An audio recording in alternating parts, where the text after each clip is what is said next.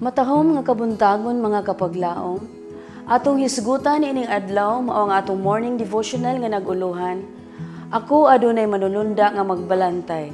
Og ang teksto makita sa Salmo 103, kapitulo 20 nga nag-ingon, daygon ninyo si Yuba kamo nga mga manulunda niya, nga mga gamhanan sa kalig-on nga nanagtuman sa iyang pulong, nga nagpatalinghog sa tingog sa iyang pulong.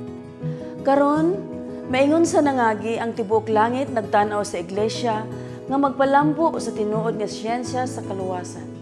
Si Ginoong Hesus kauban sa katawhan. Naglakaw ang iyang mga manulunda uban kanato nga wala mailhi ug wala tagda. Giluwas kita gikan sa daghang mga litag ug dili makita nga mga peligro nga pinaagi sa mga paningkamot ug minaldito sa atong kaaway, gibutang sa atong dalan sa paglaglag kanato. O nga ang atong mga mata mubuka unta sa pag-ila sa mabinantayon nga pakiluoy ug malumo nga pagtagad sa mga mensahero sa kahayag. Kung kadtong matinahuron nga muila sa mga pabor nga ilang nadawat gikan sa yutanong mga higala, makaamgo sa ilang utang ngadto sa Dios. Ang ilang mga kasing-kasing mutubag sa mapasalumaton nga mga pasalamat alang sa bililhong mga pabor nga karon wala mamatikdi. Dili nato mahinumduman ang mga kaluoy sa Dios nga sagad igo. Sa atong pagkapakyas, sa paghatag og pasalamat, wala kita magpasidungog sa atong magbubuhat. Ang iyang mga manulunda nga kalibuan kalinibo-kalibo, gisugo sa pag-alagad ngadto sa mahimo nga mga manununod sa kaluwasan. Gibantayan kita nila batok sa daotan ug magtulod sa pagwagtang sa mga gahom sa kangitngit aron dili kita malaglag. Nganong dili man nato hatagan og bili ang pagbantay sa Dios kanato? Kung maoy pabuton si Satanas sa iyang mga plano, makita ang kalaglagan sa tanang dapit.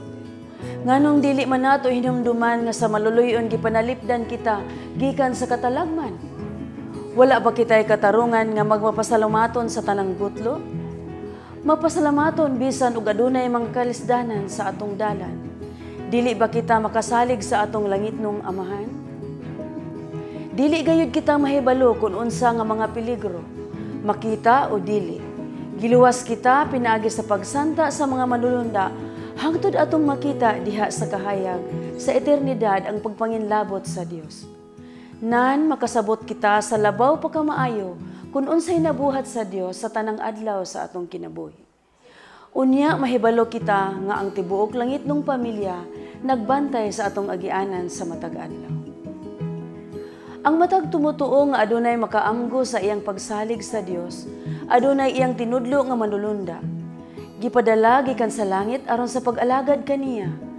Ang buluhaton niini nga mga manulunda kinahanglan kaayo karon. Kay si Satanas magahimo sa iyang walay kahimo ang katapusang paningkamot sa pagsiguro sa kalibutan. Mag-ampot ta mga kapaglaom. Among langitnong Amahan, nagapasalamat kami dako kanimo nining sayo nga kabuntagon, sa mabugnong kabuntagon nga imong gihatag kanamo. Daghan kaayong salamat nga imong tibok gabi imo kami gibantayan ug nakadangat kami nining kataknaa nakahimo sa pagsampit ug pagdayeg sa imong ngalan.